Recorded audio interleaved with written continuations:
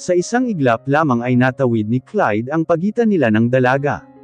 Walang palem na kinabig niya ito sa baywang, upang ilabas mula sa pinagtataguan nito sa likod ng pinto ng refrigerator at dinala sa katawan niya, Clyde. Mahina at nag-aalangan na sambit ni Luciana sa pangalan ng binata. Labis na kumakabog ang kanyang dibdib dahil sa ginawa nito. Lalo pat ramdam niya ang katawan nitong nakalapat sa katawan niya. Hindi sapat ang manipis na tela ng kanyang pantulog upang maharangan noon ang init na naglalakbay sa katawan nito papunta sa kanya. Anito at mabilis na inilagay sa tapat ng mga labi ni Luciana ang isang daliri niya, para patigilan ito sa pagsasalita. "This is love," nang gigigil na saad nito habang titig na titig sa mga mata ni Luciana. Minsan pang ipinagpalipat-lipat ang paningin nito sa mapupulang mga labi ng dalaga. "Can I kiss you?" Tanong nito pagkway muling sinalubong ang mga titig sa kanya ni Luciana. "Clyde, say yes please." Anito at wala sa sariling napalunok sa sariling laway, pagdakay unti-unting bumaba ang mukha nito, papunta sa mukha ng dalaga. Amoy pa ni Luciana ang amoy alak nitong hininga na, tumatama sa kanyang ilong. Doon na pag-alaman niyang lasing nga ito. Mas lalong natulero si Luciana. Mangaling-galing itulak niya sa dibdib ang binata, ngunit wala naman siyang sapat na lakas upang gawin iyon. May kung anong nagsasabi sa kanya na hayaan ito, at pagbigyan sa kung anuman ang gusto nitong gawin sa kanya, "Clyde. Lasing ka." "No," mabilis at mariing saad nito. "I'm not drunk love. Please pagsusuma mo nito." "Clyde," ang paulit-ulit na nanunulas sa bibig ni Luciana, dahil sa labis na kaba sa kanyang dibdib. Lasing ito, ano ang malay niya kung ano ang gagawin nito sa kanya, oras na hinayaan niya itong halikan siya. Hindi pa siya handa kahit pa sabihing mahal siya nito, at mahal niya rin ito. She's not ready for that thing. Lalo pa at ramdam niya rin iyon sa may puso niya. "I love you love," mahinang bulong nito sa dalaga bago tuluyang sinakop ang mga labi nito. Wala naman nagawa si Luciana, kundi ang mapapikit na lamang ng mariin. Nalalasahan niya rin ang alak mula sa bibig nito. Pakiramdam ni Luciana parang unti-unti rin siyang nalalasing, dahil sa klase ng halik nito sa kanya.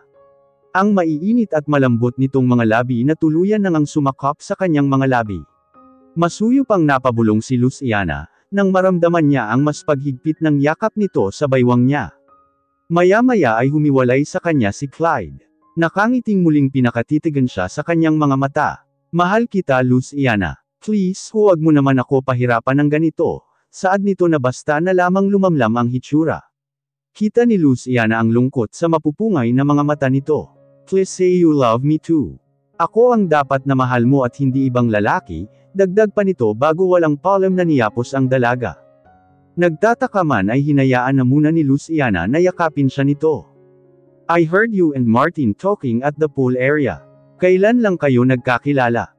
Pero mahal mo na agad siya. How about me love? Matagal na natin kilala ang isa't isa. And I think dati pa gusto na kita.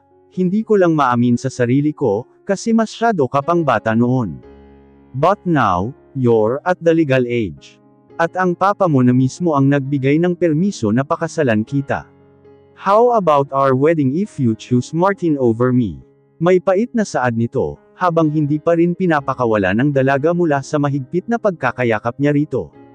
Pakiramdam ni Luciana, kunti na lamang ay madudurog na ang kanyang mga buto, dahil mas lalong humigpit ang pagkakayakap ni Clyde sa kanya. "I love you Luciana," bulong nito. Mabilis na sumili ang matamis na ngiti sa mga labi ng dalaga, nang muling marinig ang mga katagang iyon mula rito. Hindi niya tuloy napigilan ang sarili na hindi ito gantihan ng yakap. "Mahal din kita Clyde, mahal na rin kita," aniya. Ilang segundo nang naghihintay si Luciana na muli itong magsalita, at kung ano ang sasabihin nito sa kanya, dahil sa pagtatapat niya rito, ngunit nabigo siya. Sa halip ay ang mahihinang hilik nito ang narinig niya mula sa likod ng kanyang ulo. Napapailing na lamang na hinaplos ng dalaga ang buhok nito, pagkway hinalikan niya ito sa leeg. "Akala ko ba gusto mo rin marinig ang sagot ko sa iyo? Tapos tinulugan mo lang pala ako," aniya sa tulog na si Clyde. Napabalikwas ng bangon niya si Clyde, nang marinig ang malakas na tunog ng kanyang alarm clock na nakapatong sa gilid ng kanyang bedside table. Napadaing pa ito nang biglang makaramdam ng pagkirot sa kanyang ulo. Magandang tanghali po senyor ito. Ipinaakyat na po ni Don Ramon ang pagkain ninyo, anang isang kasambahay nang pumasok ito sa kwarto ng binata maya-maya, habang may bitbit na isang tray. What time is it? Tanong nito sa namamaos na boses. 12:00 na po senyor ito, tugon nito. Tinanghali na pala siya ng gising. Naparami nga talaga ang nainom niyang alak sa nagdaang gabi. Pero teka, hindi niya maalala kung sino ang naghatid sa kanya kagabi, paakyat sa kanyang kwarto. Ang naaalala niya lamang ay inihatid siya ni Bricks pauwi. Kunot-noo itong napatingin sa direksyon ng matandang babae, habang binubuksan nito ang malaking kurtina sa bintana. Manang, sino po ang naghatid sa akin dito kagabi? Pasensya na po senyor ito pero hindi ko po alam. Tulog na po ata kami nang dumating ka, Anito, ganun ba? Opo, Anito, may ipag-uutos pa po ba kayo? Wala na manang. Salamat. Anang Clyde pagkway bumangon na rin sa kanyang kama, at naglakad papasok sa banyo.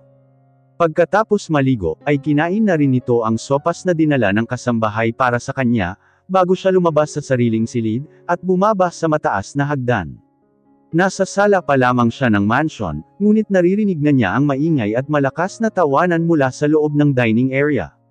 Sa halip na tunguhin ang malaking dahon ng pinto at lumabas doon, kunot-noo itong naglakad papunta sa direksyon ng kusina, para tingnan ang nagkakasiyahan doon. Naroon ang Don Ramon kasama ang Mayor Montejo, ang anak nitong si Martin. Naroon din si Luciana, katabi sa kanan si Tanya. Dalawang matanda na ngayon niya lamang nakita, maging ang isang babae na nasa kaliwang gawiri ni Luciana.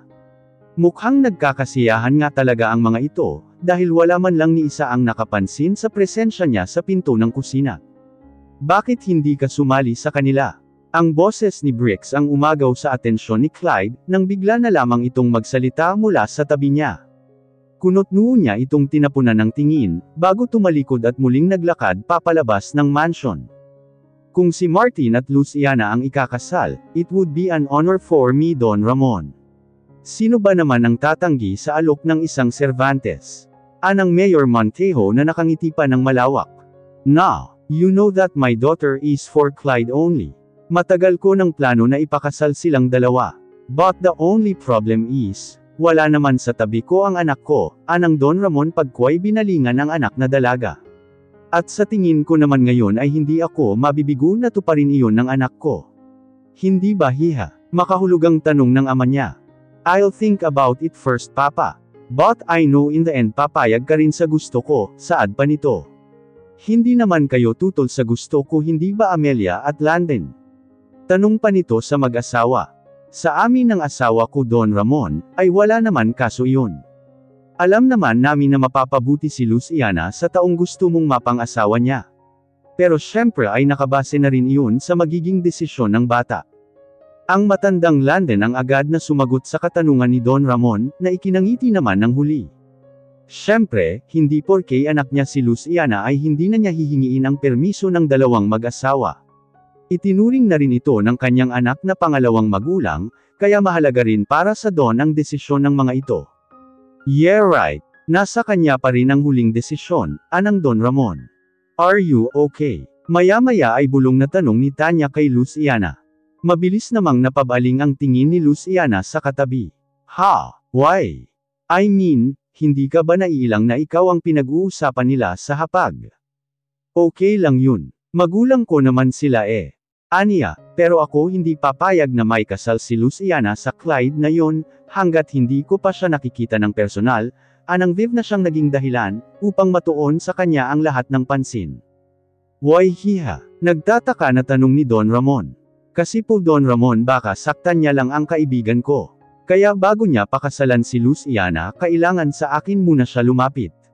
Parang kapatid ko na po ang anak ninyo sir, kaya sana po maintindihan ninyo ang gusto ko. Seryoso pang saad nito sa Don na mas lalo nitong ikinangiti sa dalaga. Kung iyon ang gusto mo, mamaya ay ipapakilala agad kita sa anak kong si Clyde, turan nito. Ano na naman ba ang problema mo bro? Nagtatakang tanong ni Bricks sa binata, nang humawak na naman ito ng alak. I hate that Martin. Anas nito pagkway tumungga na naman sa boteng hawak nito. Why? Did he do something wrong? Nothing. Pero nagagalit ako sa kanya. Napapailing na lamang na sumandal sa hood ng kotse niya si Bricks, pagkway kinuha sa kamay ni Clyde ang hawak nitong alak, at ito ang sunod-sunod na tumungga roon. Alam mo pati ako nadadamay sa kapraningan mo eh. Hindi ka lang bingi kundi praning din. Bakit kasi hindi mo muna pinatatapos ang usapan nila, at basta ka na lang umaalis? Paano pala kung mali ka ng mga pandinig o pagkakarinig? Naiinis na saad nito sa kaibigan. Kumunat ang noo ni Clyde na napabaling ng tingin sa katabi. What do you mean? Ayokong sabihin, gusto ko ikaw mismo ang gumawa ng paraan, para malaman mo ang totoo, anito. Mas lalong kumunat ang noo ni Clyde, at hinarap ng maayos ang binata. Come on, tell me. Ano ang alam mo na hindi ko alam? Tanong nito na matalim pa ang titig ang ipinukol dito, 10K, turan ni Bricks kay Clyde. I hate you Bricks, mukha ka talagang pera. Pare, mahirap ang buhay ngayon. At kung hindi ka lang din bingi sana, dati pa narinig muna ng maayos, kung ano ba talaga ang sinabi ni Senyorita Luciana, anang Bricks kay Clyde. Naguguluhan namang napatitig ng mat-aman si Clyde sa mukha ng kaibigan. Hinuhulaan kung ano ba ang punto ng mga sinabi nito sa kanya. Fine. Ako ang gagawa ng paraan para malaman kung ano ba ang ibig mong sabihin. Good. Maganda nga yan bro, anito. Banda na 6:00 na ng gabi nang umuwi si Clyde sa mansion. Nadatnan niya pa sa sala ang Don Ramon, habang kausap nito ang dalawang matanda. Clyde iho, nandyan ka na pala. Come here at ipapakilala kita sa mga bisita natin, anang matandang serbante sa binata. Good evening Don Ramon, bati ni Clyde sa matanda. Bago binalingan ng tingin ang bisitang sinasabi nito, at tumungo siya sa mga ito. Sit down anak. Gusto kong ipakilala sa iyo si Amelia at Landon. Sila ang kumupkup kay Luciana sa bundok, anito. Amelia, Landon gusto kong makilala niyo si Clyde.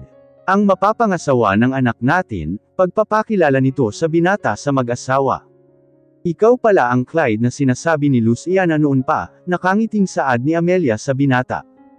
Tama nga ang hula ko na napakagwapo mo nga iho.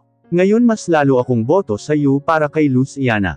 Tama ka riyan Landon. Bukod sa gwapo itong anak ko, hindi tayo magsisisi kung bakit siya ang gusto kong mapang-asawa ni Luciana. Susul pa ni Don Ramon, pagkway tinapik sa balikat ang binata na nakaupo sa tabi niya. Pilit na napangiti na lamang si Clyde, dahil sa mga itinuran nito. Hindi niya inaasahan na pati pala ang mga tumayong magulang ni Luciana sa bundok, ay boto sa kanya. Salamat po, turan ni Clyde. Panigurado akong matutuwa si Viv kapag nakilala niya ang batang ito. Walang pagdadalawang isip na papayag iyon na may kasal agad silang dalawa, anang Amelia na siyang naging dahilan upang mabaling dito ang atensyon ni Clyde. Kunot ang noo ng binata na tumitig sa matandang babae. Babe. Sino po si Babe? Alinlangan na tanong nito. Oh, tamang-tama at nariyan ka na pala. Halika hiha, anang Don Ramon nang pumasok sa malawak na sala ang dalagang si Valerie. Mas lalong kumunat ang noo ni Clyde, nang matano ang babae na naglalakad palapit sa kanilang pwesto. Kung tama ang pagkakaalala niya, ito ang babaeng katabi ni Luciana kanina sa hapag. Valerie hiha, gusto ko ring ipakilala sa iyo si Clyde. Siya ang sinasabi kong mapapangasawa ng kaibigan mo, pagpapakilala ni Don Ramon sa dalaga kay Clyde. Nagtataka at hindi makapaniwalang nakatitig kay Valerie si Clyde. Doon lamang na-realize ng binata na mali nga talaga siya ng pagkakadinig sa sinabi ni Luciana noon, nang marinig niya ito sa loob ng library. Can I excuse myself? Anang binata pagkway tumayo sa kanyang kinauupuan, at hindi na nag-abalang hintayin ang tugon mula sa Don Ramon, at basta na lamang itong nagmamadali na umalis.